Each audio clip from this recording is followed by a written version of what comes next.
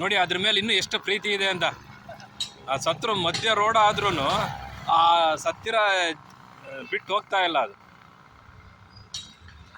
ಅದು ರಕ್ಷಣೆ ನೋಡಿ ನೋಡಿ ಅದು ನೋಡಿ ಎದ್ದೇಳಿಸ್ತಾ ಇರೋದು ನೋಡಿ ಪಾಪ ನೋಡಿ. ಅದು ನೋಡಿ ಎತ್ಕೊಂಡು ಹೊಡ್ತು ಅದು ಹೊರಟು.